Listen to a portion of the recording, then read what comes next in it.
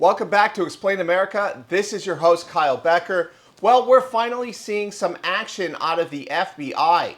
Those agents who were caught in a massive spying scandal are being punished, and that's according to FBI Director Kash Patel. That's right, they're going to pay the price for spying on at least a dozen GOP senators, and that was in relation to the 2020 election. We're going to break this down, but before we do, please like, share, and comment at Explain America. Join us. We appreciate your support for common sense journalism. Now, FBI Director Kash Patel has announced that he is taking action against those agents who are involved in spying on at least a dozen GOP senators. Now, this was tied to the 2020 election and specifically the January 6, 2021 riot that was taking place during the Electoral College certification. Now, one of the things that the FBI was investigating here is that these senators were being monitored for potential election objections. We should point out, Senator, that in addition to your name, Mike Kelly, Lindsey Graham, Bill Hagerty, Josh Hawley, Dan Sullivan, Tommy Tuberville, Ron Johnson, and Marsha Blackburn were also included on that list. The calls, we're told, were likely in reference to the vote to certify the 2020 election. I know that Dan Bongino, the deputy director at the FBI, has been briefing senators who were targeted. He told this to Fox News Digital, quote, "It's a disgrace that I have to stand on Capitol Hill and reveal this, that the FBI was once weaponized to track the private communications of U.S. lawmakers for political purposes. That era is over." I'm wondering, have you had a meeting with the deputy director? And if so, can you tell us what he told you? You know, I have had a meeting with Deputy Director Dan Bongino. He called everyone in who you just named that was on that list, and they were shocked. We were all shocked. And in some cases, we can't figure out what sort of string the yarn has taken to pull us all together and why they would have chosen those of us who are on the list to be investigated, to be spied on. So it was interesting as senators were coming in the room and Dan Bongino was showing them the memo that I just showed you, their reaction was, "This is unspeakably unconstitutional. What is my name doing on this list?" And then thinking back to the time around January 6th, who did I talk to? And we were all in disbelief that the Biden administration would do this to Republican U.S. senators. All that we have in common that we can figure out is that we supported President Trump.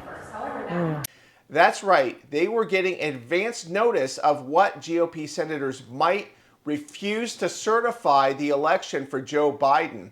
And in tandem with the widespread surveillance that the FBI had going on in terms of extremist groups that were going to show up at the Capitol to riot and disrupt the election objections, we also have unconstitutional violations. That's right, the FBI used NSA technology without a warrant to spy on Americans who were expected to go to the Capitol and riot on January 6th. So it adds up to a massive scandal, and FBI Kash Patel is taking some action. He has fired those agents who were involved in this espionage scandal, and he's also disbanding the CR-15 squad, which was an anti-corruption squad. And that was just one day after it was revealed that several Republicans' private communications and phone calls have been tracked. So Jack Smith, the former special counsel, allegedly tracked the private communications and phone calls of nearly a dozen Republican senators as part of his investigation into the Capitol riots. This was under the banner of Arctic Frost. It was labeled Election Law Matters, Sensitive Investigation Matter, CAST. So an FBI official said that Smith and his team were tracking the senators and were able to see which phone numbers they called, the location the phone calls originated from, and the location where it was received. A source said that the calls were likely in reference to the vote to certify the 2020 election. FBI Director Kash Patel, he said that the espionage on the senators was baseless monitoring, But actually, it wasn't baseless monitoring because they had a political agenda. They were monitoring what senators might cast a vote to deny the certification of Joe Biden's election. So even this type of statement doesn't go far enough because these were obviously political actors. They were looking to interfere in the 2020 election process, which includes the legal and constitutional election certification challenges that did arise in the House of Representatives and the Senate in the joint session.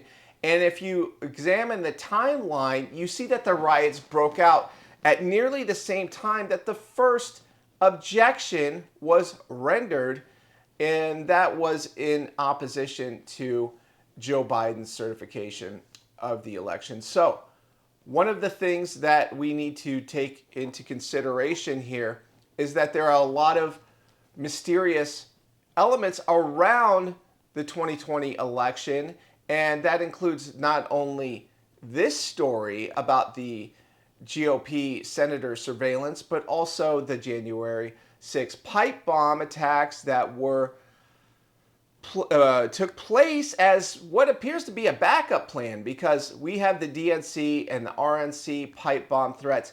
Kamala Harris, for some reason, was at the DNC that morning, and for some reason, she didn't have her expected press detail that should have been accompanying her. There was no official business for her to be there at the DNC headquarters. She should have been on Capitol Hill. She was a senator and the VP-elect, and you would expect her to be on Capitol Hill during such a monumental and historic occasion from her point of view. So that is mysterious. We don't know who the J6 pipe bomber was. They tracked down mega grandmas who simply walked into the Capitol on January 6th after, well, Capitol Police opened the doors in some cases. And it just adds up to some very shady scheme that reeks of an entrapment plot. I mean, of course, we had Steve Duantono, who was an FBI branch office supervisor, and he was in Detroit with the Whitmer entrapment plot, and that came out during court hearings. We want to see the court hearings for these bad actors, including any FBI agents that broke the law. We need to know their names. This needs to be public.